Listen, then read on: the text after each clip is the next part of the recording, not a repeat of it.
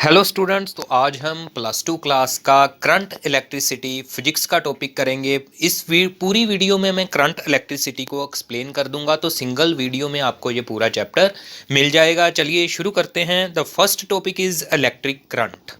Electric current is the rate of flow of charge through any cross section. Wire के किसी cross section से कितनी rate से current flow कर रहा है, चार्ज फ्लो कर रहा है, उसको हम इलेक्ट्रिक करंट बोल देते हैं। तो actually in the wire there are free electrons, in the metallic conductor there are free electrons crossing the cross section. How many number of electrons and how much charge they carry cross the cross section in a second represents the value of a current. So current is the equal to the total charge flowing divided by time taken. Charge flowing upon time taken, क्या upon t को बोलेंगे। तो there is the electronic current। Electrons जिस direction में flow कर रहे हैं उसको हम इलेक्ट्रॉनिक करंट बोलते हैं। बट कन्वेंशनल करंट की जो डायरेक्शन है that is opposite to the flow of electrons. Actually we consider the flow of positive charge to take the direction of conventional current. Conventional current की direction देखने के लिए हम पॉजिटिव चार्ज का flow consider करते हैं। Conductor के अंदर इलेक्ट्रॉन्स मूव करते हैं, नेगेटिव चार्ज ही मूव करता है, पॉजिटिव चार्ज मूव नहीं करता। बट हम इलेक्ट्रॉन्स की ऑपोजिट डायरेक्शन में ये कंसीडर करके चलते हैं कि पॉजिटिव चार्ज मूव कर रहा है, तो उसकी वजह से एक कन्वेंशनल करंट बन रहा है। देन नेक्स्ट हेयर हमने ये क्यू की वैल्यू को n इंटू ई पुट किया। n is the number of electrons and E is the charge on a single electron. तो करंट के यूनिट्स हैं ampere. Ampere is equal to the 1 coulomb. जब charge flow करेगा एक second में, अगर 1 coulomb charge flow कर रहा है तो करंट को हम 1 एम्पियर बोलेंगे। Then next drift velocity. Drift velocity it is defined as the average velocity with which free electrons in a conductor get drifted under the influence of external electric field applied across the conductor। तो conductor में शुरू में जो electrons हैं वो zigzag वे में move कर रहे होते हैं। Free electrons are in the random motion होते हैं due to the thermal energy. तो जिस वेलोसिटी से एक्सटर्नल इलेक्ट्रिक फील्ड अप्लाई करने के बाद वो एवरेज वेलोसिटी जिससे ये इलेक्ट्रॉन्स एक डायरेक्शन में ड्रिफ्ट हो जाएंगे, एक डायरेक्शन में खिंच जाएंगे, उस वेलोसिटी को हम ड्रिफ्ट वेलोसिटी बोलते हैं। उस एवरेज वेलोसिटी को विद विच ये they are drifted towards the direction of electric field, जो opposite to the direction of electric field, actually electrons get drifted in the direction opposite to the that of electric field। तो उस velocity को हम drift velocity बोलते हैं। तो how to calculate that, वो हम अब करने जा रहे हैं। तो सबसे पहले हम देखते हैं कि इलेक्ट्रॉन्स रैंडमली थर्मल एनर्जी की मोशन में हैं, तो उनकी एवरेज थर्मल वेलोसिटी जो 0 होगी, क्योंकि एक पर्टिकुलर डायरेक्शन में मूव नहीं कर रहे। If we consider u1 u2 un are initial velocities of these n electrons, then u average is 0। तो when v is applied means electric field is applied, electric field is set up inside the conductor. तो electric field एक set up हो जाएगी positive end से negative end की, तो और electric field setup हो गई। तो हम इलेक्ट्रिक फील्ड को ये v/L बोल सकते हैं, potential drop applied upon length of the conductor. And this electric field applies the force on a single electron which is equal to the E charge of electron into electric field। तो minus ये sign क्यों है, क्योंकि force is opposite to that of electric field and this force gives the acceleration to the electron। that acceleration is equal to the mass of electron into acceleration according to Newton's second law। and acceleration जो हमारे पास आ जाएगी A vector is equal to the minus E capital E vector upon m। तो इसके बाद ये समझने वाली चीज़ है कि इलेक्ट्रॉन को एक्सेलरेशन मिल चुकी है, बट जो वायर है उसमें ये पॉजिटिव चार्ज आयंस भी हैं, जिससे इलेक्ट्रॉन एक्सेलरेट होने के बाद स्ट्राइक करेगा। एक पॉजिटिव आयन से दूसरे पॉजिटिव आयन के बीच ही वो एक्सेलरेट हो रहा है। फर्दर कोलिजन के बाद वो फिर से एक न्यू वेलोसिटी से अपने आप को स्टार्ट करेगा, फिर से वो यू से ही अपने आप को स्टार्ट करेगा, बिकॉज कोलिजन के बाद एक बार उसका जिगजैग वे से मोशन हो जाएगा। जिगजैग वे मोशन होने के कारण उसके बाद वो फर्दर एक्सेलरेशन फिर से इलेक्ट्रिक फील्ड से लेता जाएगा। तो एवरी कोलिजन के बाद वो अपनी वी को लॉस करके यू पे आएगा। तो उसका एक्सेलरेशन टाइम पीरियड क्या होगा, सिर्फ ये short interval between these two, इस शॉर्ट टाइम के लिए ही उसको एक्सेलरेशन मिलेगी। इलेक्ट्रॉन को दो कोलिजन्स के बीच वाली जगह में ही उसको एक्सेलरेशन मिलेगी। तो electron gets accelerated but gains velocity for short time. The short time for which electron accelerate before it undergo collision with positive ion is called relaxation time. वो शॉर्ट टाइम जिसके लिए उसको एक्सेलरेशन मिली positive ion से collide करने के पहले पहले तक, उसको हम रिलैक्सेशन टाइम बोलते हैं। तो collision with positive ion and start with fresh you, जब वो पॉजिटिव आयन से स्ट्राइक कर जाएगा तो उसके फ्रेश यू से दोबारा स्टार्ट करेगा।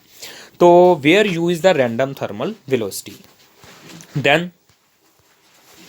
if tau 1, tau 2, tau n are the relaxation times over these n electrons, then जो final velocity उसकी collision से पहले बनेगी that is equal to the v1 vector u1 vector plus acceleration into tau 1, दूसरे electron के लिए ये equation बन जाएगी और nth के लिए ये इक्वेशन बन जाएगी। ये velocity v उसकी collision से जस्ट पहले है, collision होते ही वो अपनी v को u पे ले आएगा और दोबारा एक्सेलरेट होगा। तो इनकी अगर हम एवरेज वेलोसिटी निकालें, वी डी वेक्टर निकालें, तो then v average is equal to the v one plus v two plus v n upon n. तो इनमें ये वैल्यूज़ पुट करेंगे, u one A vector plus A tau one, इनकी average निकाल रहे हैं हम, v one v two v n की वैल्यूज़ पुट करके उसको एन से डिवाइड कर दिया। तो इसमें से u one u two u n terms को अलग कर लेंगे और ए वेक्टर और बाकी टर्म्स को अलग कर लेंगे। तो this term becomes average relaxation time and this भी टर्म इज़ ज़ीरो, एंड जो हमारे पास आंसर ये आ जाएगा o vector plus zero vector plus a vector tau. तो ए की वैल्यू पुट करेंगे जो हमने पहले निकाली थी, तो this is the drift velocity. Drift velocity जो है वो इलेक्ट्रिक फील्ड की डायरेक्शन से ऑपोजिट है and is equal to the E vector upon m into tau.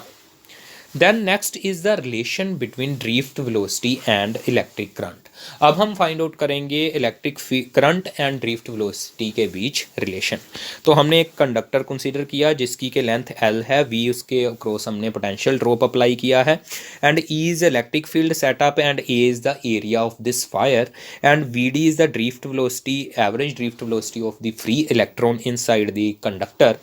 Then n is the number of free electrons per unit volume, A and L are area and length, then n total number of electrons in this conductor is equal to the number of electrons per unit volume into volume of the conductor, NaL।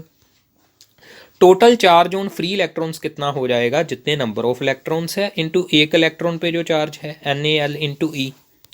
Then T is equal to time, जैसे हमें पता है velocity is equal to the distance upon time, जैसे ही time is equal to the distance upon velocity हम लिख सकते हैं। तो time is equal to the distance length of the conductor upon drift velocity, उसने ड्रिफ्ट वेलोसिटी से ये रास्ते को क्रॉस करना है एल लेंथ को। देन हमें पता है current is equal to the q upon t, q की वैल्यू यहाँ से पुट की हमने एंड टी की वैल्यू यहाँ से पुट की, तो एल से एल कटने के बाद हमारे पास आई की वैल्यू ये आ गई NaVdE।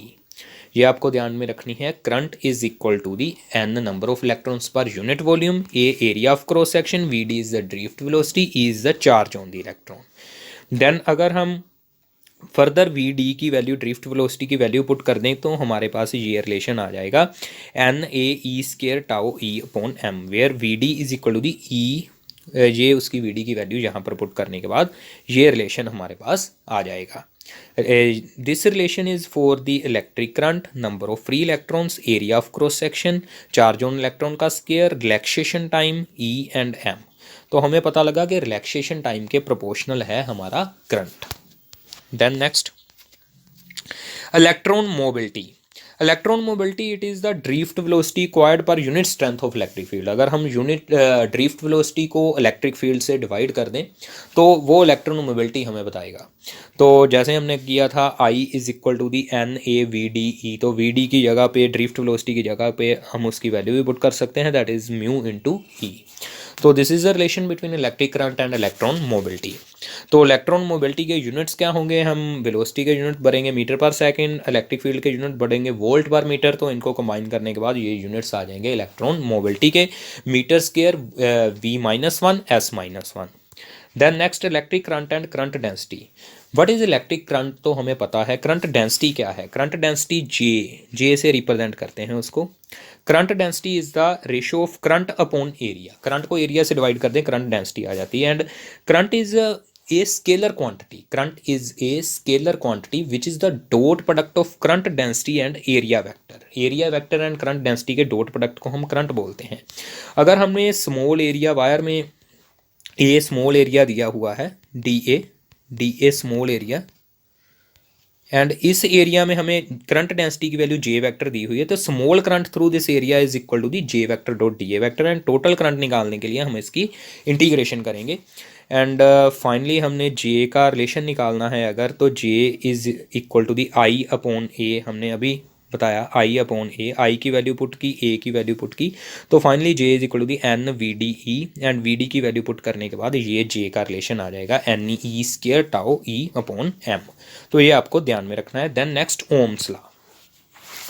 Ohms law states that current flowing through a conductor is directly proportional to the potential difference applied across it.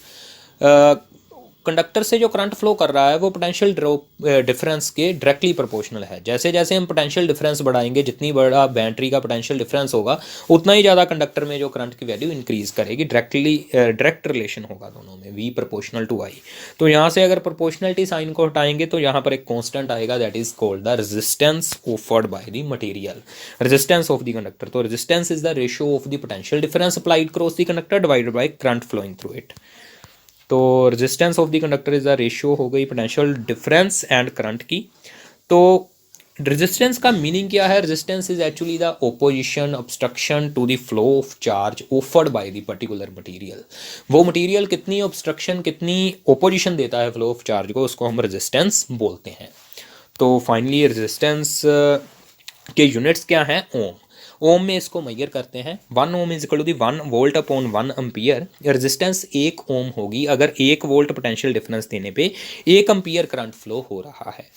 Then resistance का कोज क्या है मटेरियल में? रेजिस्टेंस का कोज है एज इलेक्ट्रॉन मूव दे कोलाइड अगेंस्ट पॉजिटिव आयंस. तो positive ions colonel's जो हैं material में, पॉजिटिव आयंस जो हैं मटेरियल में, वो रेजिस्टेंस ऑफर करते हैं इलेक्ट्रॉन्स के फ्लो को, फ्री इलेक्ट्रॉन्स के फ्लो को. ये पॉजिटिव आयंस जो हैं वो रेजिस्टेंस ऑफर करते हैं. That means these positive ions collision जो है वो रेजिस्टेंस का मेन कारण है. The collide against positive ions and the motion is opposed. This opposition offered by positive ions is called resistance. Failure of Ohm's law. तो failure Ohm's law ने तो V is equal to I R बोल दिया, V proportional to I बोल दिया कि V जैसे जैसे बढ़ेगा वैसे वैसे करंट बढ़ेगा. इन लीनियर रिलेशनशिप दे दिया उसने. बट ये कई जगह पर फेल होता है. अगर हम बात करें कि ड्यू टू हीटिंग, जैसे जैसे करंट पास होता है किसी वायर से वो हीट होना शुरू हो जाती है और हीटिंग के वजह से उसकी रेजिस्टेंस जो है वो बढ़ जाती है. रेजिस्टेंस बढ़ने का मतलब क्या है? ये कर्व की स्लोप एवरी पॉइंट पे इंक्रीज होगी. अगर इस कर्व की स्लोप एवरी पॉइंट पे इंक्रीज हो रही है, means V by I ratio R increase हो रही है, that is the slope of this curve, तो ये डायरेक्ट रिलेशन हम नॉन लीनियर हो जाएगा. तो यहाँ पर ओम्स लॉ हमारा फेल हो रहा है. तो पीएन जंक्शन की अगर बात करें, फॉरवर्ड बेस में उसमें अलग रिलेशन है, रिवर्स बेस में अलग रिलेशन है, और ये रिलेशन भी लीनियर नहीं है, तो पीएन जंक्शन में भी ओम्स लॉ फेल हो जाता है. And in case of thyristors there is as we increase the potential current decreases, or as we increase the potential current decreases, as we decrease the potential current increases. तो यहाँ पर उल्टा relation हो जाता है थायरिस्टर्स के case में. तो यहाँ पर भी ओम्स लॉ फेल हो जाता है. Then resistivity. What is resistivity? It is a specific resistance, also called the specific resistance. Resistance we know the proportional to the length of the conductor, inversely proportional to the area of the conductor. PN junction के बारे में हम next videos में करेंगे. PN junction पे ohm's law नहीं apply होता.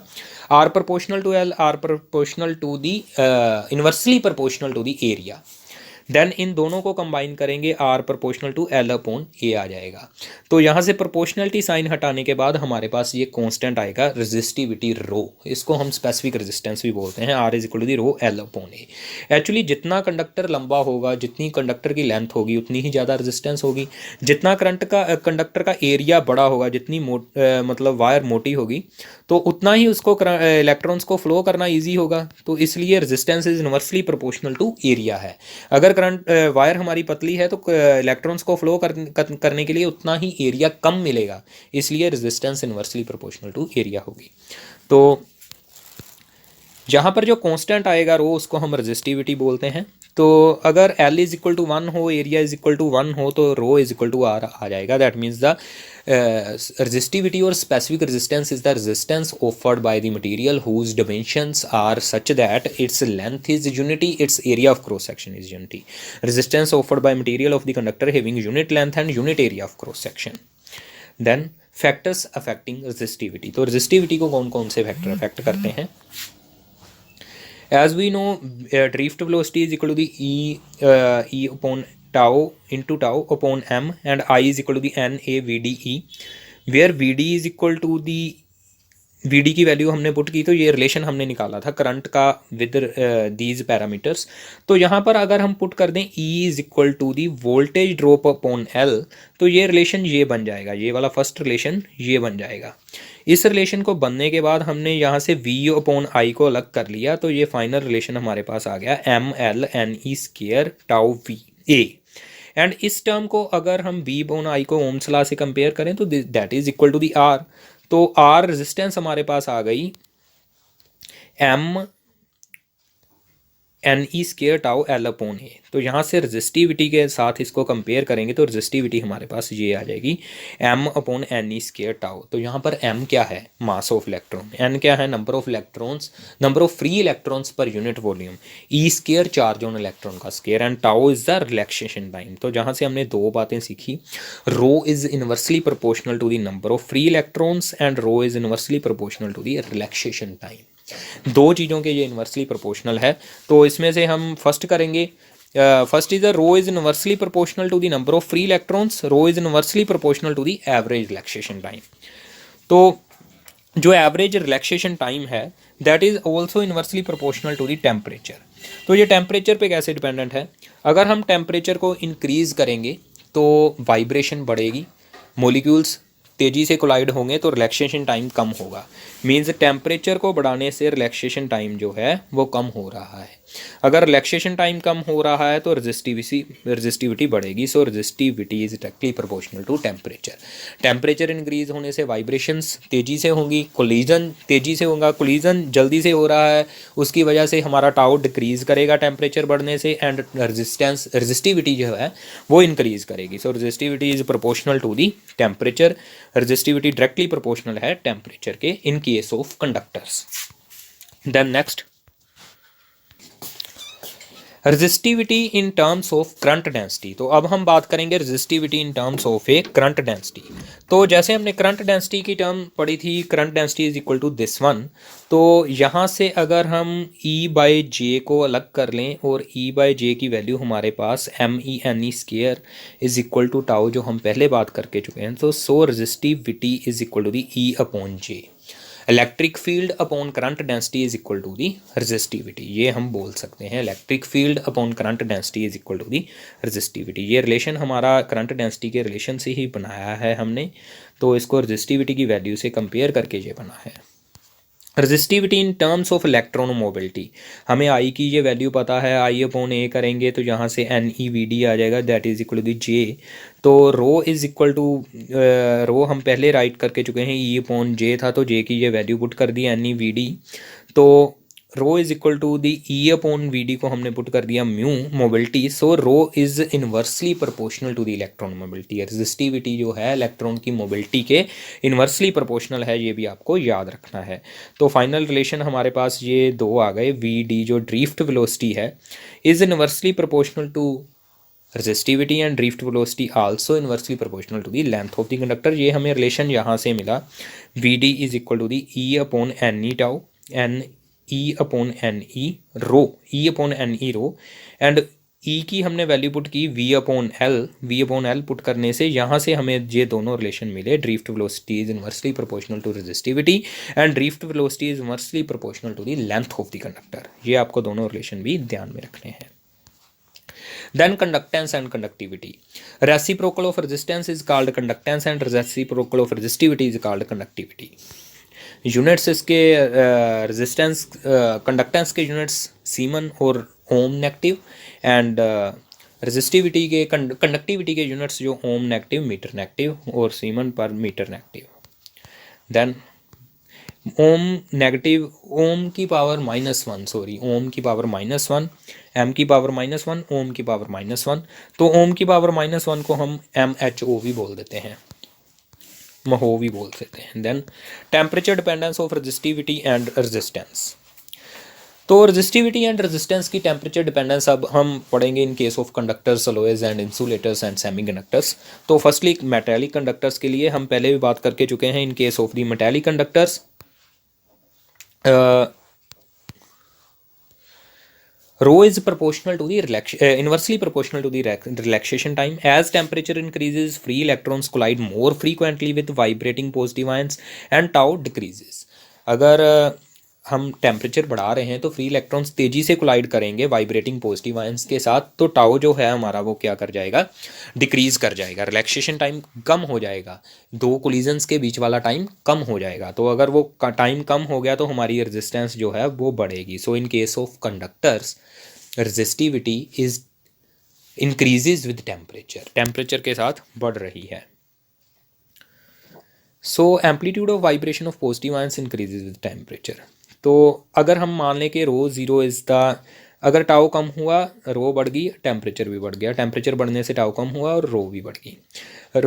Resistivity at T temperature rho T हमने कंसिडर की, रो टी, एंड जो डिफरेंस आया change in resistivity that is proportional to the initial resistance, initial resistivity, temperature change, तो दोनों को कंबाइन किया, यहाँ पर पहुँच गए और प्रोपोर्शनलिटी साइन को हटाने के बाद यहाँ पर एक अल्फा कांस्टेंट आ गया, that is the temperature coefficient of resistivity और रेजिस्टेंस अल्फा।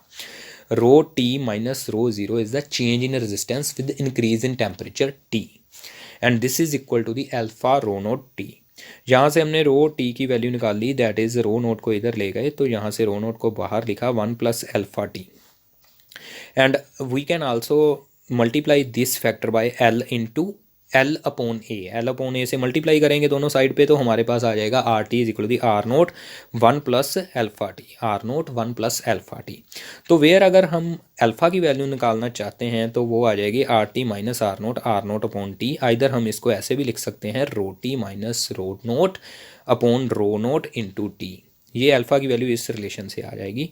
तो this is the temperature coefficient of resistivity और रेजिस्टेंस विच टेल्स दैट कि ये हमें क्या बताता है, टेम्परेचर कोफिशिएंट ऑफ रेजिस्टेंस, कि कितनी रेजिस्टेंस चेंज होगी, change in resistance per unit original resistance per unit rise in temperature.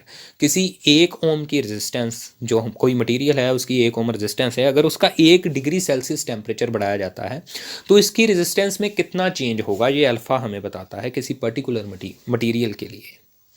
ठीक है, then temperature dependence of resistivity of an alloy. Alloy के केस में ये टेम्परेचर डिपेंडेंस कैसे हम डिफाइन करते हैं। In case of alloy such as nichrome, manganin, rho is very large, जो रेजिस्टिविटी है इनकी काफ़ी लार्ज होती है, and is weakly dependent on temperature, इनकी टेम्परेचर डिपेंडेंस बहुत वीक है। So their temperature coefficient of resistance is very low in case of temperature dependence of resistivity of an alloy. In case of alloys temperature dependence is very low of the resistivity, so its temperature coefficient of resistance और resistivity has very low value. तो इसकी low value के बारे का use क्या है, इसीलिए manganin को स्टैंडर्ड रेजिस्टेंस कॉयल बनाने के लिए यूज़ किया जाता है, because its temperature dependence is very लो। तो इसको हम किसी भी इन्वायरमेंट में यूज़ कर सकते हैं, 20 डिग्री, 30 डिग्री, 40 डिग्री पे इसकी रेजिस्टेंस जो है हमें उसको कांस्टेंट अज्यूम कर सकते हैं। सो इसलिए अलॉयज को स्टैंडर्ड रेजिस्टेंस कॉयल बनाने के लिए यूज़ करते हैं। देन टेम्परेचर अलॉयज की आपको याद रखना है, रेजिस्टिविटी लार्ज होती है और टेम्परेचर डिपेंडेंस कम होती है। Temperature dependence of resistivity of insulator and semiconductors. तो इंसुलेटर एंड सेमीकंडक्टर्स में एक टर्म आती है, तो हम पहले उसका रिलेशन करते हैं रेजिस्टिविटी का, rho naught E G upon K T, where rho naught is the resistivity at 0 degree Celsius, E G is the forbidden energy gap, जो हमने सेमीकंडक्टर के चैप्टर में भी करेंगे। Forbidden energy gap is the energy gap between the valence band and conduction band. Forbidden energy gap is the energy gap between the valence band and conduction band, where K is the Boltzmann constant and T is the change in temperature at a particular temperature. Then at low temperature, semiconductor and insulator are non-conducting. As temperature increase resistance of both decreases. Low temperature पे ये दोनों non conducting है in semiconductor and insulator, but temperature increase करने से resistance of both decrease होती है। तो इनका जो रिलेशन है वो उल्ट है कंडक्टर से। E G is low in case of semiconductor, जो एनर्जी गैप है वो सेमीकंडक्टर के केस में कम होता है as compare to the insulators. At 0 kelvin semiconductors and insulators have infinite resistivity. 0 kelvin पे सेमीकंडक्टर एंड इंसुलेटर्स की इनफाइनाइट रेजिस्टिविटी होती है। देन नेक्स्ट,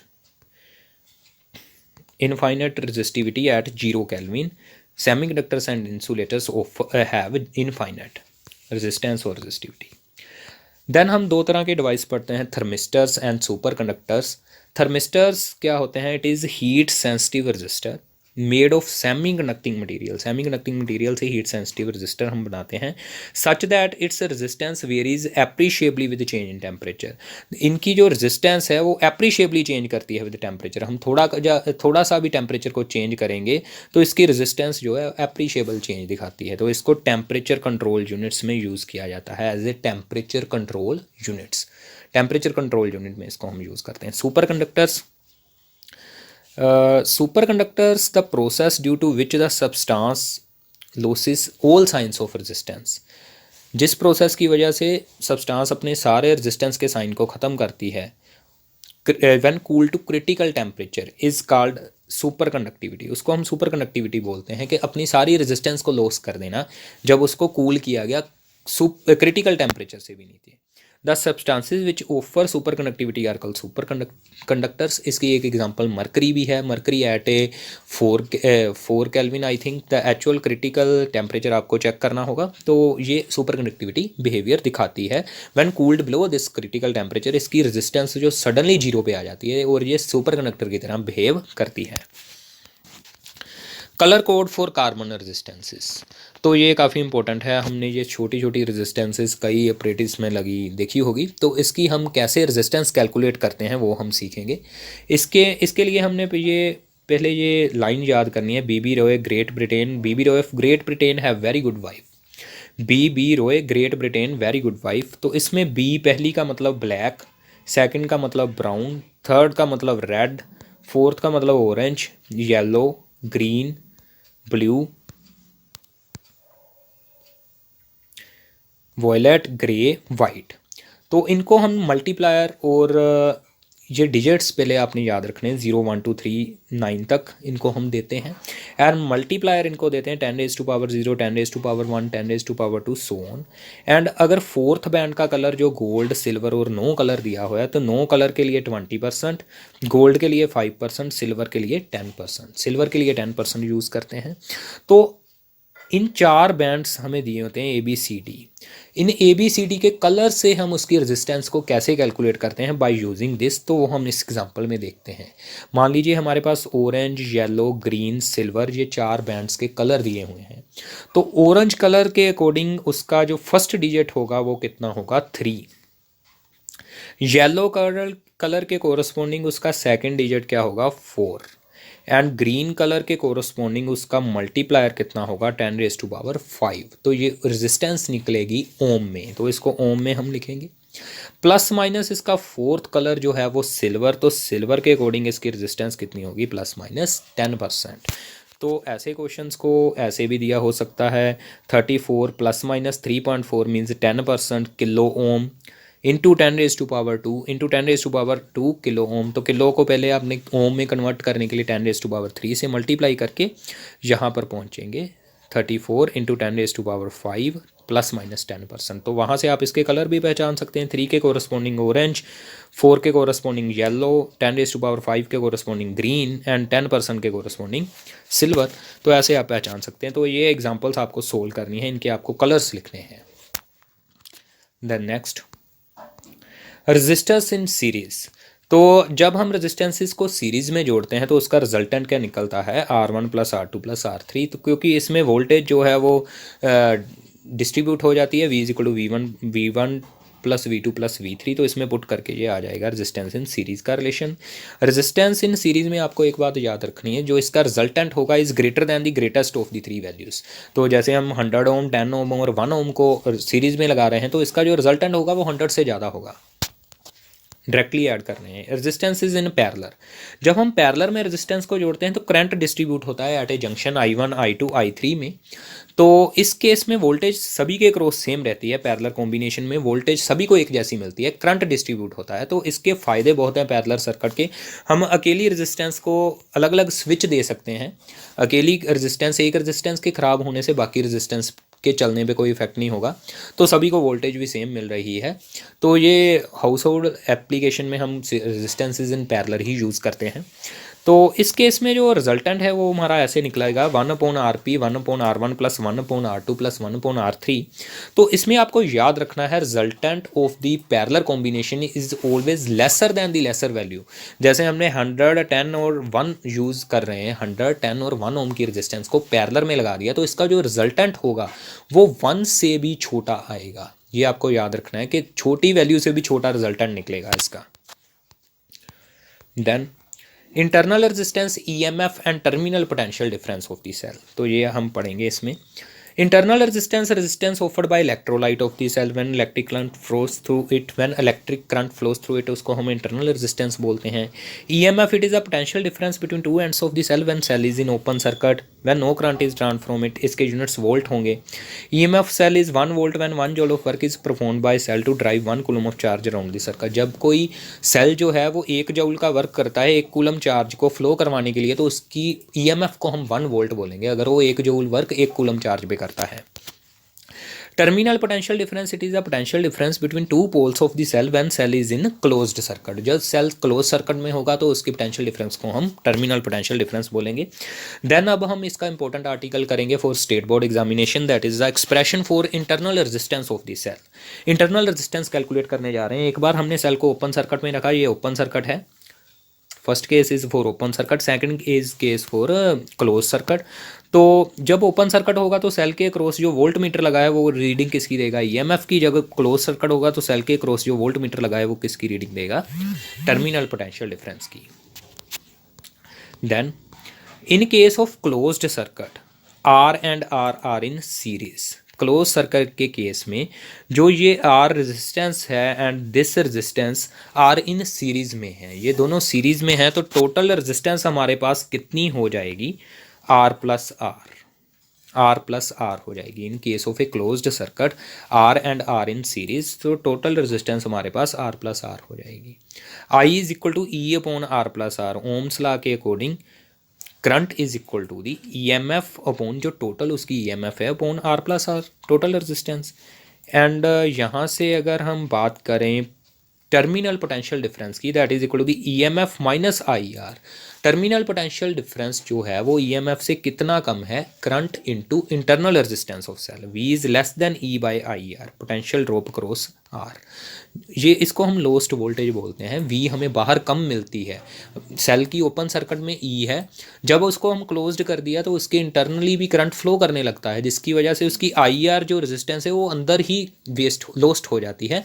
तो बाहर कितनी मिल पाती है, E माइनस IR। तो ये आपको ध्यान में रखना है। According to Ohm's law V is equal to the I into R।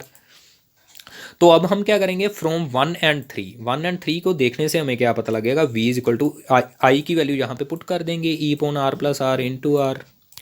ये पुट करने के बाद हमारे पास R प्लस R की वैल्यू आ गई E upon V into R, E upon V into R। Then R is equal to the E by V R minus R, E by we minus 1 into R। ये हमारे पास आ जाएगी internal resistance of the cell is equal to the E by we minus 1 into R। ये हमारा relation आ जाएगा E by we minus 1 into R। Then next, cells in parallel, cells in series. तो हम सेल्स को attach करने जा रहे हैं। जब सेल्स को हम पैरेलल में जोड़ते हैं तो उस वक्त हमें जो टोटल EMF है वो E ही मिलेगी सभी सेल्स की। Internal resistance of all sales comes in parallel, सभी सेल्स की जो इंटरनल रेजिस्टेंस है वो पैरेलल में आ चुकी है। एंड इसकी टोटल इंटरनल रेजिस्टेंस हमारे पास R बाई एम आ जाएगी। जब सेल को हमने पैरेलल में जोड़ा हुआ है, R बाई एम इसकी इंटरनल रेजिस्टेंस आ गई। देन नेक्स्ट, तो current through this circuit is equal to the E upon R plus R dash, R plus R dash total resistance E upon R plus R upon M। अगर R जो बड़ी है, external resistance बड़ी है as compare to the resistance of the cells, then current हमारा इसके equal आ जाएगा ई अपॉन आर। अगर हमारी आर जो छोटी है as compare to this value, तो हमारा करंट इसके इक्वल आ जाएगा, means M times the current due to a single cell. Single cell की वजह से जो करंट था उसका एम टाइम्स हो गया इस केस में।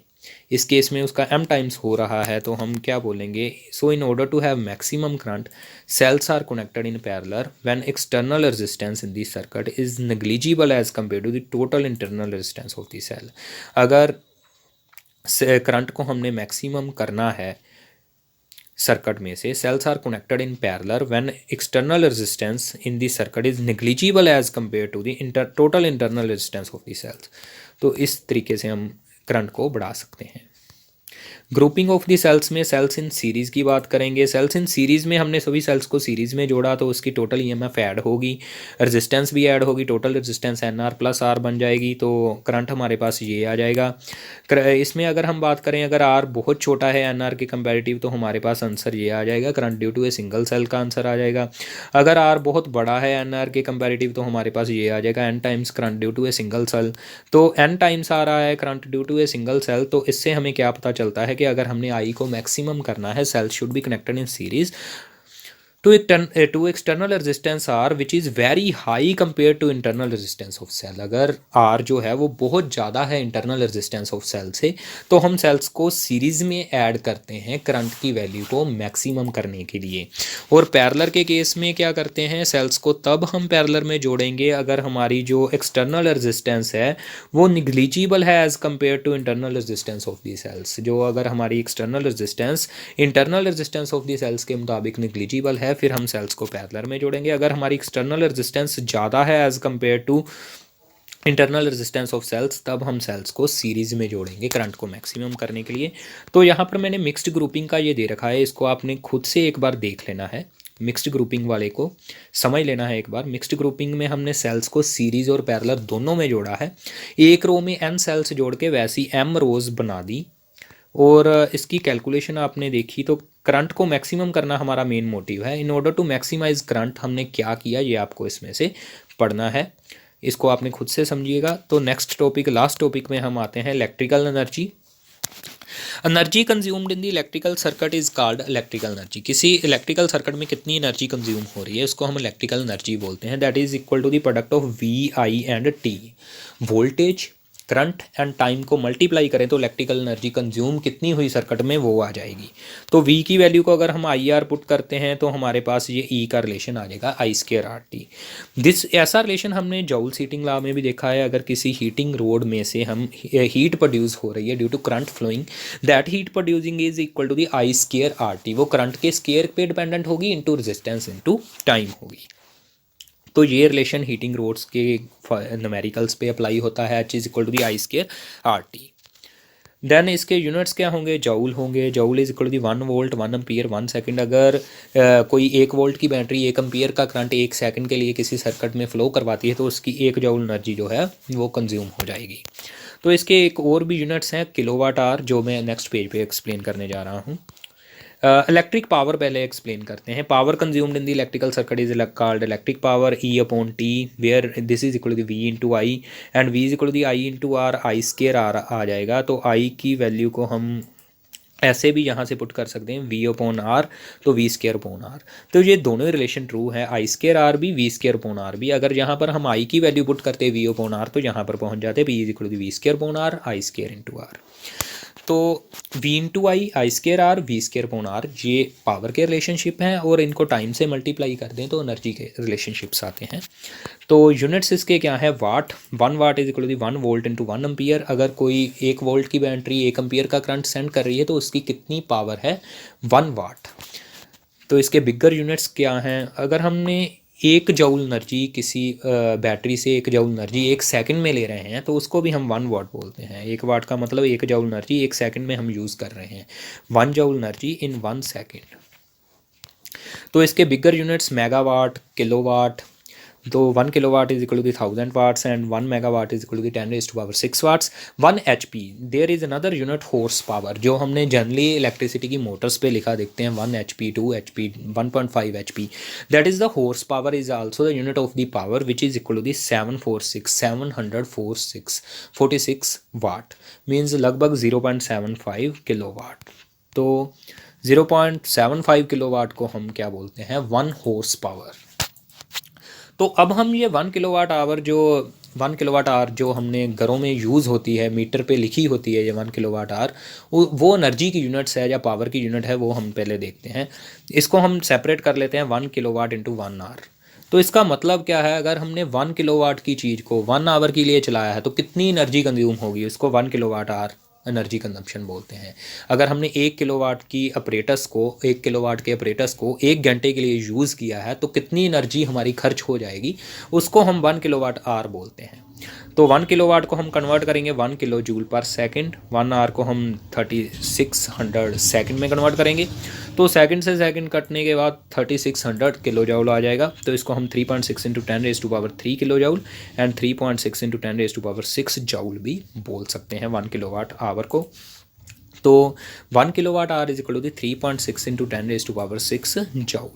तो 1 kilo joule is equal to 1000 joule, 1 watt hour is equal to 3600 joule. And ये जो 1 किलोवाट आवर है ये डोमेस्टिक इलेक्ट्रिसिटी यूनिट है या बोर्ड ऑफ ट्रेड यूनिट है, जो जनरली इंडिया में यूज़ होती है फॉर इलेक्ट्रिसिटी बिल कैलकुलेशन। तो ये थी हमारी पूरी इलेक्ट्रिक करंट पे। The first topic is Kirchhoff's laws. Kirchhoff's ने अपने टू लॉज दिए थे। तो first law is on the current at a junction पे था, उसका जो लॉ, जंक्शन रूल भी इसको बोलते हैं। It states that the algebraic sum of the currents meeting at a point or a junction in an electrical circuit is always 0। तो अगर हम किसी जंक्शन पे नंबर ऑफ वायर्स अटैच हो रही हैं, तो यहाँ पर हमने 5 वायर्स को एक जंक्शन ओ पे मिला दिया, तो कुछ वायर्स में से करंट जो है वो एंटर कर रहा है और कुछ से लीव कर रहा है, कुछ से बाहर जा रहा है जंक्शन से, तो कुछ जंक्शन के एंटर हो रहा है करंट। तो इन सभी का अगर करंट्स का अलजेब्रिक सम करें एट ए जंक्शन, तो उसका जो सम होगा वो 0 होगा। तो इसमें आपको एक साइन कन्वेंशन से याद रखनी है।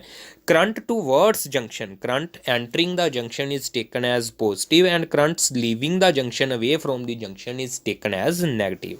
तो हमने यहाँ पर ये शो भी किया है एरोस से।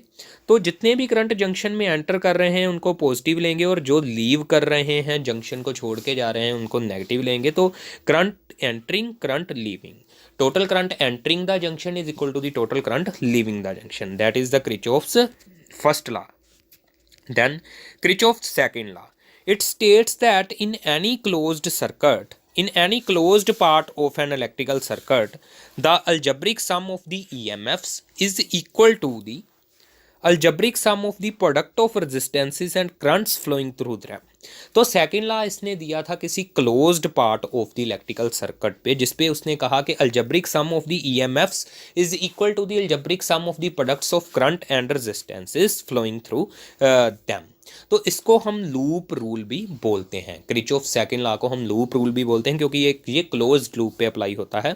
तो इसमें आपको साइन कन्वेंशंस को ध्यान में रखना है। जो भी करंट सर्किट में एंटी क्लॉकवाइज डायरेक्शन में फ्लो करेगा उसको हम पॉजिटिव लेंगे, जो करंट सर्किट में क्लॉकवाइज फ्लो करेगा उसको हम नेगेटिव लेंगे। और बैटरी की ईएमएफ को हम पॉजिटिव तब लेंगे अगर बैटरी जो है वो एंटी क्लॉकवाइज डायरेक्शन में करंट फ्लो करवा रही है लूप में से। अगर बैटरी लूप में से एंटी क्लॉकवाइज डायरेक्शन में करंट फ्लो करवा रही है तो उसकी ईएमएफ को हम पॉजिटिव लेंगे। अगर बैटरी लूप में से क्लॉकवाइज डायरेक्शन में करंट फ्लो करवा रही है, जैसे कि हमने ये ड्रा कर ली, क्लॉकवाइज डायरेक्शन में फ्लो करवा रही है करंट, तो उसको हम नेगेटिव लेंगे, तो इसको नेगेटिव लेंगे। ये आपको 2 साइन कन्वेंशंस इसमें ध्यान में रखनी है। तो उसके बेसिस पे हमने एक लूप कंसीडर करते हैं, तो उस पर क्रिचॉफ्स लॉ अप्लाई करेंगे। There is a circuit in which 4 points A B C D. तो ए बी सी डी में हमने 2 लूप्स कंसीडर की, ए सी बी ए।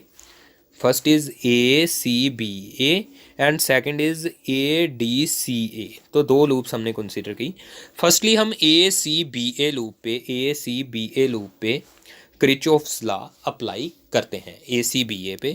तो ACBA लूप पे अगर किरचॉफ्स लॉ अप्लाई करेंगे तो उसके अंदर पहले एक एरो आपने ड्रॉ कर लेना है जो कि एंटी क्लॉकवाइज डायरेक्शन को रिप्रेजेंट करे। तो एंटी क्लॉकवाइज डायरेक्शन में कौन कौन सी बैटरीज, पहले बैटरीज की EMF का एक तरफ हमने सम करना है, sum of EMFs, algebraic sum of EMFs। तो जो बैटरी E1 है it sends the current in the direction of anti clockwise, ये एंटी क्लॉकवाइज डायरेक्शन में करंट सेंड कर रही है।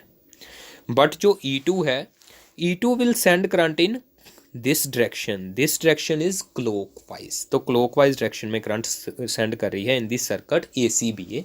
तो the EMF of the cell E1 is taken as positive and E2 is taken as negative. Then हम इसके second part की बात करेंगे, product sum of the product of the current and resistances. तो उसमें हम देखते हैं कि कौन कौन से करंट एंटी क्लॉकवाइज डायरेक्शन में फ्लो कर रहे हैं इस लूप में। तो I1 is current is flowing as anti clockwise, I3 is flowing as clockwise direction, it flows in the clockwise direction, but I2 is also flowing as the anti-clockwise direction। I1 I2 जो हैं वो anti clockwise direction में है and I3 is flowing in the direction of clockwise. तो I3 को हम negative लेंगे और दोनों को पॉजिटिव लेंगे। तो ये किरचॉफ सेकंड लॉ अप्लाई हो गया लूप पे ACBA पे। सिमिलरली हम ADCA पे भी अप्लाई कर सकते हैं, ADCA पे। तो उसमें हम ये जो बैटरी E2 है it will send current in this circuit in the anti clockwise direction, ये एंटी क्लॉकवाइज डायरेक्शन में करंट सेंड कर रही है इस सर्किट में। तो इसकी EMF को हम पॉजिटिव लेंगे E2 की, और I4 I5 I3 जो करंट्स हैं are flowing in the anti clockwise direction, तो इन सभी को भी पॉजिटिव कंसीडर करेंगे। तो ऐसे हम किरचॉफ्स का सेकंड लॉ हम अप्लाई कर सकते हैं। Then Wheatstone bridge it is one of the accurate arrangements for measuring an unknown resistance को measure करने के लिए हम इसे यूज़ करते हैं। इसमें 4 resistances होती हैं P, Q, R and X, जिनमें से P and Q जो हैं वो known resistances हैं, R is variable resistance and X is unknown resistance। The value of R is in the Wheatstone bridge is adjusted so that इसकी diagram पहले साथ में देखते हैं। तो value of R is adjusted so that उन closing the key K2 and K1 को close करने पे R को इस तरीके से एडजस्ट किया जाता है कि galvanometer does not shows any reading, galvanometer की रीडिंग जीरो हो जाए। गैल्वेनोमीटर की रीडिंग जीरो होने का मतलब क्या है कि IG करंट जीरो होगा, कोई भी करंट इस आर्म में नहीं आएगा। B and D at the same potential, अगर B and D at the same potential है तो इस कंडीशन को हम क्या बोलते हैं, बैलेंस्ड व्हीटस्टोन ब्रिज। तो in case of a balanced Wheatstone bridge we have to prove that it can be proved that P by Q is equal to the R by X। तो हमें इसी relation को prove करना है for the balanced condition. और balanced condition का मतलब क्या है कि बीच वाली आर्म में से कोई भी करंट फ्लो नहीं कर रहा, that means VB is equal to the VT। तो ये व्हीटस्टोन ब्रिज का हम प्रिंसिपल अब प्रूफ करेंगे इसका। तो हमने ये व्हीटस्टोन ब्रिज में AB, BC, AD and DC ये फोर आर्म्स उसकी कंसीडर की हैं, where P and Q, R and X have their usual meanings. तो I करंट जो है वो बैटरी से आया I1 और जंक्शन पे वो दो पार्ट्स में डिवाइड हो गया I1 एंड I2 में। फिर वो B पॉइंट पे IG and I1 minus IG में डिवाइड हो गया, ये IG I2 में ऐड होके I2 प्लस IG बनाया। तो एंड पे ये दोनों ऐड होके इन्होंने I करंट बना दिया। तो this is the whole circuit, our whole circuit. Then तो इसका अब हम प्रूव करते हैं। Suppose VA, VB, VC, VD without the Kirchhoff's law ये प्रूव अभी कर रहे हैं, are potentials at ABCD respectively. Then VA minus VB is equal to the I1 into P, I1 into P लिखेंगे इसको। Similarly VB minus VC is equal to the I1 minus IG into Q, VA minus VD is equal to the I2 into R and VD minus VC is equal to the I2 plus IG into X। तो ये 4 equations हमने लिख ली। When bridge is in balance state then IG is equal to 0, तो VB is equal to VD हो जाएगा। तो इन दोनों पॉइंट्स को अब हम इन चारों इक्वेशंस में से 3, 2, 4 में पुट करेंगे, 3, 2 एंड 4 में पुट करेंगे। तो the third equation becomes VA minus VB is equal to the I2R and Second question becomes VB minus VC is equal to the I1Q as IG is equal to 0. And fourth question becomes VB minus VC is equal to the I2X where IG is equal to the 0. तो हमने ये 4 questions बना ली. तो fourth question में VB को VD को VB से replace कर दिया. एंड थर्ड इक्वेशन में हमने VD को VB से रिप्लेस कर दिया. तो इसके बाद हम फ्रॉम 1 एंड 5th इक्वेशन, पहली और 5th इक्वेशन को देखेंगे जो 5th इक्वेशन न्यू बनी है. इन दोनों इक्वेशन को देख के हमें क्या पता चलता है, I1P is equal to the I2R, I1P is equal to the I2R. And अब हम 6th एंड 7th इक्वेशन को देखते हैं तो उससे हमें क्या पता चलता है, I1Q is equal to the I2X. तो दोनों 8/9 हम इक्वेशन को डिवाइड कर देंगे तो उससे हमें क्या मिलेगा, I1P upon I1Q is equal to the I2R upon I2X.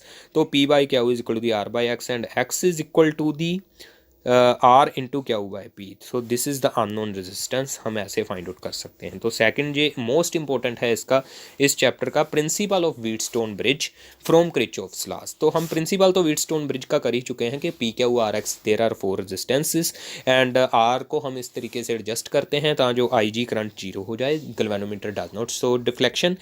तो इस स्टेट को हम बैलेंस्ड व्हीटस्टोन ब्रिज बोलते हैं. For balanced condition P by Q is equal to the R by X. तो इसको by using the Kirchhoff's laws हम prove करने जा रहे हैं. By using Kirchhoff's laws we balanced in case of balance state the P by Q is equal to the R by X. ये prove करना है हमें बाय यूजिंग किरचॉफ्स लॉज. तो सेम डायग्राम पिछले वाली ही हम कंसीडर करेंगे. I1 I2 करंट जंक्शन पे I जो है वो डिवाइड हो गया, उसके बाद IG करंट इधर को फ्लो कर गया और I1 माइनस IG इधर चला गया.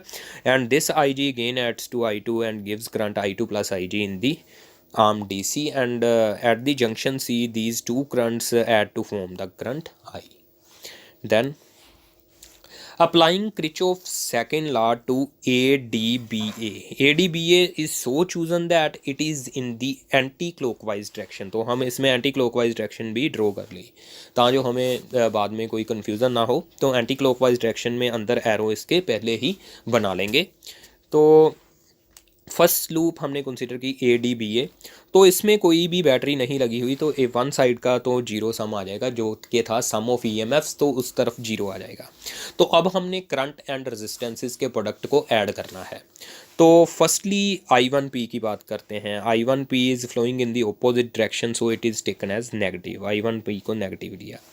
I2G is flowing in the opposite to this arrow which is in the direction of anti-clockwise and IG is flowing in the clockwise direction according to this loop, so it is taken as negative. And I2R is flowing in the direction of this loop, so it is taken as the positive. So these three quantities represent the algebraic sum of the product of the resistances and currents in the loop ADBA. Then second, applying Kirchhoff's second law to BDCB. BDCB is also taken as the anti-clockwise direction and IG current, I2 plus IG current, and these two are taken as positive because these are in the direction of this anti-clockwise arrow, and but I1 minus IG is flowing in the clockwise direction as seen from the diagram, so it is taken as the negative. So इन तीनों को put करेंगे तो इनका भी algebraic sum जो वो zero के equal आएगा बिकॉज इस सर्किट में भी देयर इज़ नो बैटरी, कोई भी बैटरी नहीं लगी हुई इस लूप में भी, तो इसका भी जीरो आ जाएगा. तो इन दोनों इक्वेशन को हमने 1 and 2 कंसिडर कर लिया. When bridge is in the balance state then IG is taken as the zero, तो IG को जीरो पुट करेंगे in the first and second equation. First and second equation में IG को zero put करने के बाद हमें ये फाइनल रिजल्ट्स मिल जाएंगे. I1P is equal to the I2R, I1Q is equal to the I2X. तो इन क्वेश्चंस को हम नेक्स्ट क्वेश्चंस कंसिडर कर लिया. तो अब हम इन दोनों को डिवाइड करेंगे. इन दोनों इक्वेशंस को डिवाइड करने के बाद हमें ये मिल जाएगा I1P upon I1Q, I2R upon I2X which is equal to the P by Q is equal to the R by X. तो it proved the condition for balanced Wheatstone bridge. Then next, slide wire bridge. Slide wire bridge is basically the metre bridge. इसकी principle क्या है? It is constructed on the principle of balanced Wheatstone bridge condition. For balanced Wheatstone bridge as we know P by Q is equal to the R by X. तो इस principal पे ये काम करता है. व्हीटस्टोन ब्रिज के, balanced Wheatstone bridge के principle पर ये काम करता है. When Wheatstone bridge is balanced P by Q is equal to the R by X and then इसमें कंस्ट्रक्शन में इसके क्या क्या है, constantan wire AC, constantan wire AC को हम यूज़ करते हैं 1 मीटर लेंथ की को, जो कि ये ए एंड सी पॉइंट में लगी हुई है constantan wire. One is metre scale which is of the length 100 centimetre और 1 metre, and jockey slide over AC. तो यहाँ पर एक जोकी है जो कि एसी वायर पे स्लाइड कर रही है, तो ये जोकी है, ये स्लाइडिंग के पर्पज़ के लिए है, जो कि अदर एंड पे डी पॉइंट से जुड़ी है। तो ये सारी कॉपर स्ट्रिप्स हैं, ये कॉपर स्ट्रिप्स, ये सारी कॉपर स्ट्रिप्स हैं।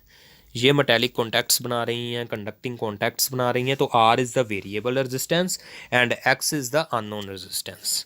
तो हमने अननोन रेजिस्टेंस इससे कैसे मेजर करते हैं, तो फर्स्टली इसमें resistance of wire of the portion, A B portion की वायर की जो रेजिस्टेंस है उसको हमने पी कंसीडर कर लिया, और बी सी पोर्शन को हमने क्यू कंसीडर कर लिया। When bridge is balanced P by Q is equal to R by X. तो ये हमें पता है जब गैल्वेनोमीटर कोई भी रीडिंग नहीं शो कर रहा तो ब्रिज को हम बैलेंस्ड बोलेंगे, तो उस केस में P by Q R by x के इक्वल होगा, यही इसकी थ्योरी है। तो अब हम इसका यूज़ करते हैं मीटर ब्रिज का, मीटर ब्रिज की इस कंडीशन का यूज़ करते हैं। Application of metre bridge, first is to measure an unknown resistance. तो अननोन रेजिस्टेंस को कैसे मैयर करते हैं, हमने एक्स एक अननोन रेजिस्टेंस लगाई हुई है इसमें। तो हम जब ये दोनों कीज़ को क्लोज करेंगे तो बैलेंस कब बोलेंगे, जब गैल्वेनोमीटर जीरो रीडिंग शो करेगा। उसके लिए हम आर को इस तरीके से एडजस्ट करेंगे ताकि R is so adjusted that balance point lies between 35 centimetre to 65 centimetre sign. जो स्केल है हमारा उस पर 35 टू 65 सेंटीमीटर के मार्क्स के अंदर ही बैलेंस पॉइंट आए, इस तरीके से हम इसमें आर को एडजस्ट करेंगे। देन हम जोकी को मूव करेंगे बाय मूविंग जोकी ओवर द वायर, तो हम बैलेंस पॉइंट पता कर लेंगे जहाँ पर G is equal to G showing IG is equal to 0 जहाँ पर शो करेगा उस पॉइंट को हम बैलेंस्ड पॉइंट बोलेंगे। वो जोकी को मूव करके ही पता चलेगा, और ये R को इस तरीके से एडजस्ट करना है कि बैलेंस पॉइंट 35 टू 65 सेंटीमीटर के बीच में मार्क्स के बीच में आ जाए। Suppose when bridge is balanced AB is equal to L, this AB is equal to the L and BC is equal to the Q. Then BC हमारे पास BC is equal to the 100 minus L। तो AB length की resistance है P and BC length की resistance है Q। P proportional to L and Q proportional to 100 minus L आ जाएगा, and P by Q is equal to the L by 100 minus L। From principle of Wheatstone bridge we know P by Q is equal to the R by X। We know P by Q is equal to the R by X, and R by X is equal to the L upon 100 minus L, and X is equal to the 100 minus L upon L into R। 100 minus L upon L into R आ जाएगा हमारे पास unknown resistance की value. अगर हमने एक length L find out कर ली, balanced length find out कर ली L, तो उससे हम अननोन रेजिस्टेंस निकाल सकते हैं in case of Wheatstone, in case of metre bridge. तो मीटर ब्रिज का अदर यूज़ है to compare two unknown resistances. Suppose we have two resistances R1 R2 unknown resistances. तो पहले हम R1 को कनेक्ट करेंगे जोकी को मूव करके। गैल्वेनोमीटर जब डज नॉट शो डिफ्लेक्शन होगा तो उस केस में इसको बैलेंस्ड बोलेंगे। तो जब R1 की एक लेंथ आ जाएगी, बैलेंसिंग लेंथ, सपोज इसकी L1 आ गई, तो AB L1 है, BC 100 माइनस L1 है, जो कि इसकी R1 के कोरस्पोंडिंग बैलेंसिंग लेंथ है। तो उसकी वैल्यू क्या आ जाएगी, P proportional to L1, Q proportional to 100 minus L1, and as we know resistance is proportional to the length, P by Q is equal to the L1 upon 100 minus L1 and P by Q is equal to the R upon R1। हमने X को R1 से replace किया है, first R1 apply की X की जगह पे, फिर देन R2 अप्लाई की, तो हमारे पास R1 की ये वैल्यू आ गई। उसके बाद हमने R1 को हटा के R2 लगाया, तो R2 के लिए भी बैलेंस लेंथ L2 आ गई, L2 हमने कंसीडर कर ली, तो R2 सिमिलरली इस कैलकुलेशन से इसके इक्वल आ गया। तो R1 R2 कंपेयर करने का मतलब क्या है, हम उन दोनों की रेशियो निकालने जा रहे हैं R1 by R2 which is equal to the ratio of these terms. R से R कैंसिल हो जाएगा, तो हमारे पास आ जाएगा 100 minus L1 upon L1, L2 upon 100 minus L2। By knowing the values of L1 and L2 the ratio R1 and R2 can be found। तो found कर सकते हैं। Then next to measure the unknown temperature. Unknown temperature को हम कैसे measure कर सकते हैं, suppose we have the 3 jars one at ice at 0 degree Celsius, one is the container whose temperature is to be measured, unknown temperature, and other is 100 degree Celsius boiling water। तो ये हमारे पास reference होगी 0 and 100 की, 0 and 100 की हमारे पास references हैं वो fluids. तो अननोन टेम्परेचर हमने थीटा इस फ्लूइड का फाइंड आउट करना है सेंटर वाले का। तो हम क्या करेंगे, इसमें हम कंसीडर कर लेते हैं कि R0 eight 0 degree Celsius. Suppose हम एक एक्स अननोन रेजिस्टेंस इसमें जो लगाई थी, एक्स रेजिस्टेंस मीटर ब्रिज में, तो उसकी रेजिस्टेंसेस कंसीडर कर लेते हैं। We at 0 degree Celsius its resistance is R0, at theta degree Celsius its resistance is R theta, and at 100 degree Celsius its resistance is R100। तो हमने ये consider कर ली इसकी resistances by measuring R0, R theta and R100 by using metre bridge. तो R0, R theta, R100 हमने कैसे मैयर करनी है, इस अननोन रेजिस्टेंस X को जो कि मीटर ब्रिज पे लगी हुई थी, उसको पहले आइस में डिप करेंगे, सेकंड बार उसको अननोन फ्लूइड में डिप करेंगे, एंड थर्ड बार उसको 100 डिग्री सेल्सियस वाले में डिप करके उसकी ये रेजिस्टेंसेस निकाल लेंगे R0, R theta, R100 by calculating balancing length. तो बैलेंसिंग लेंथ तो जो इसके कोरस्पॉन्डिंग आएंगी L1, L2, L3, उनको यूज़ करके हम R0, आर थीटा, R100, क्योंकि हम मीटर ब्रिज से एक रेजिस्टेंस निकाल सकते हैं, तो ये तीनों रेजिस्टेंसेज मीटर ब्रिज की वो बैलेंसिंग लेंथ से आ जाएंगी। उसके बाद हमें पता है R theta is equal to the R0 1 plus alpha theta, where alpha is the temperature coefficient of resistance.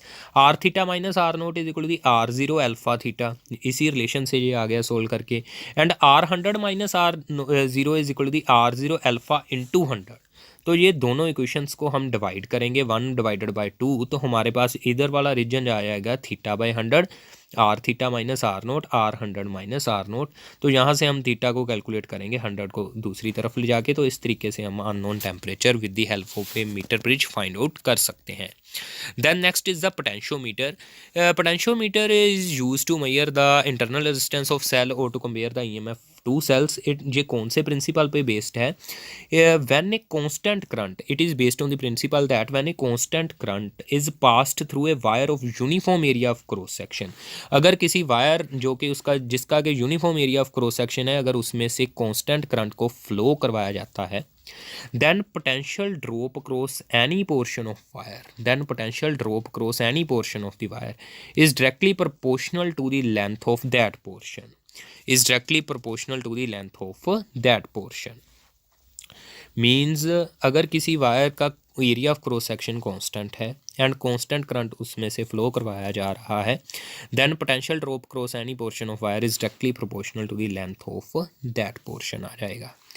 तो इसकी कंस्ट्रक्शन में हम क्या क्या यूज़ कर रहे हैं, कॉन्स्टेंटन और मैंगनीन वायर, कॉन्स्टेंटन और मैंगनीन वायर, कॉपर स्ट्रिप्स ये लगी हुई हैं, मीटर रोड नीचे लगी हुई है, एंड अदर बेसिक इक्विपमेंट जो सारा लगा हुआ है, अदर बेसिक इक्विपमेंट। तो हमने क्या किया, ए एंड पे हमने एक एक्सटर्नल बैटरी ई लगा दी। तो ई बैटरी इसको ये पॉजिटिव पोटेंशियल दे रही है, और ये बैटरी ये इसका नेगेटिव टर्मिनल है। रियोस्टेट का काम क्या है, रियोस्टेट का काम करंट को कांस्टेंट करना है, करंट को कांस्टेंट करना काम रियोस्टेट का है।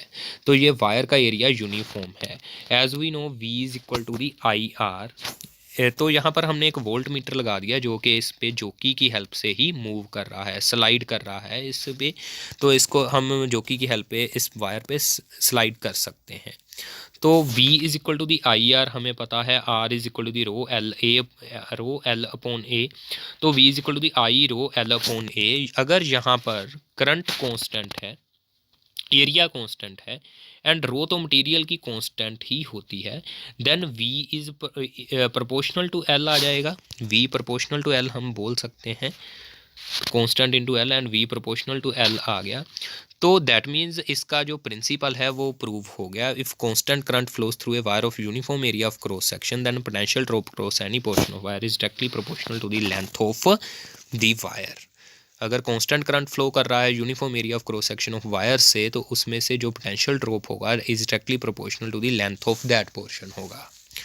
देन इसकी एप्लीकेशंस अब हम करते हैं पोटेंशियोमीटर की।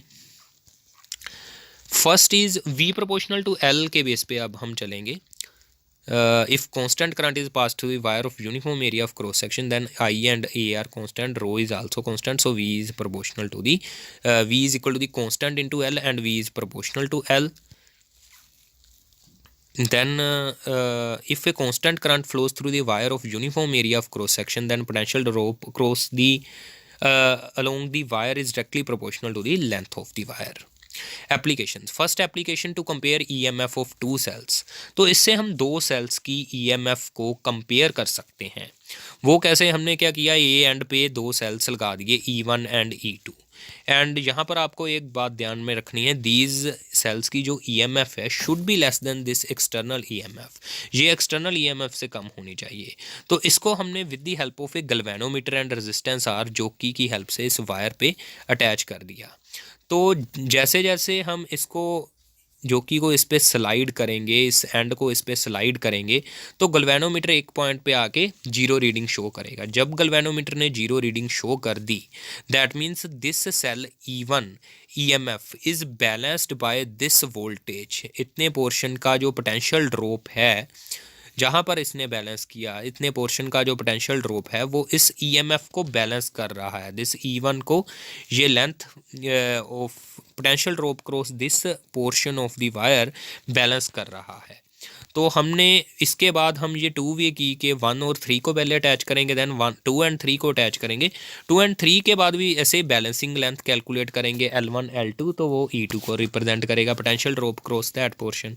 When plug is put between 1 and 3, suppose L1 is the balancing length, then E1 is proportional to L1।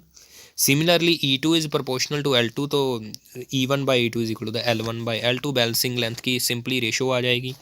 तो देन अब हम इसको EMF कंपेयर करने का मीन्स दोनों EMF की रेशो आ गई L1 बाई L2 की टर्म्स में, बैलेंसिंग लेंथ की टर्म्स में। तो मेन हमें ये याद रखना है कि जो कि वो मूव करने पे जहाँ पर गैल्वेनोमीटर जीरो रीडिंग शो करेगा, वहाँ पर E1 को इस पोर्शन का पोटेंशियल ड्रॉप जो है वो बैलेंस कर देगा। तो E2 के केस में भी सेम होगा। To measure internal resistance of cell, तो अब हम इंटरनल रेजिस्टेंस ऑफ सेल को मेजर करते हैं। तो हमने क्या किया, एक सेल लगा दिया यहाँ पे, whose EMF is E consider कर ली। तो अब हम एक्सटर्नल EMF को E डैश लेंगे।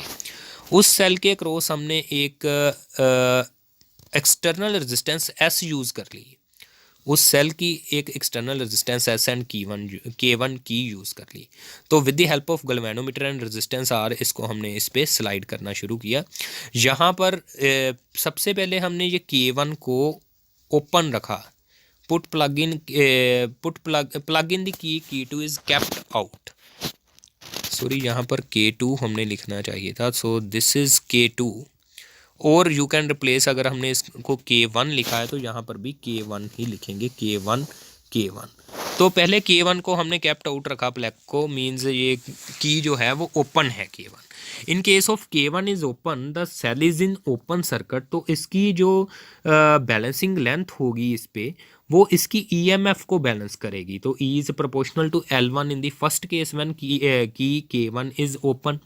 तो सेकंड केस में हम की K2 को पुट प्लग इन की K2, तो इसको बंद कर देंगे, उससे ये इसकी EMF नहीं, अब इसका टर्मिनल पोटेंशियल डिफरेंस आ जाएगा। तो टर्मिनल पोटेंशियल डिफरेंस V, तो इसको बैलेंस करेंगे, जहाँ पर गैल्वेनोमीटर जीरो रीडिंग शो करेगा वहाँ पे ये बैलेंसिंग लेंथ की पोटेंशियल ड्रॉप इसकी पोटेंशियल डिफरेंस V को बैलेंस कर देगी, V is proportional to L2। तो अब हमें इंटरनल रेजिस्टेंस का फॉर्मूला पता है, E by V minus 1 into external resistance attach to cell which is S considered. तो L1 बाई L2 वहाँ पर पुट कर देंगे, -1 इंटू S, ये हमारा इंटरनल रेजिस्टेंस आ जाएगा सेल का। देन नेक्स्ट, तो यहाँ पर हमने ये पुट करने के बाद ये हमारा इंटरनल रेजिस्टेंस का फाइनल रिजल्ट बन जाएगा, R is equal to the L1 by L2 minus 1 into this L1 minus L2 upon L2 into S। तो ये फाइनल रिजल्ट हमारा इंटरनल रेजिस्टेंस का आ जाएगा in terms of balancing lengths. तो अगर आपको ये हमारी वीडियो पसंद आई है तो इस वीडियो को ज़्यादा से ज़्यादा शेयर कीजिए और हमारे चैनल को सब्सक्राइब कीजिए। Thank you.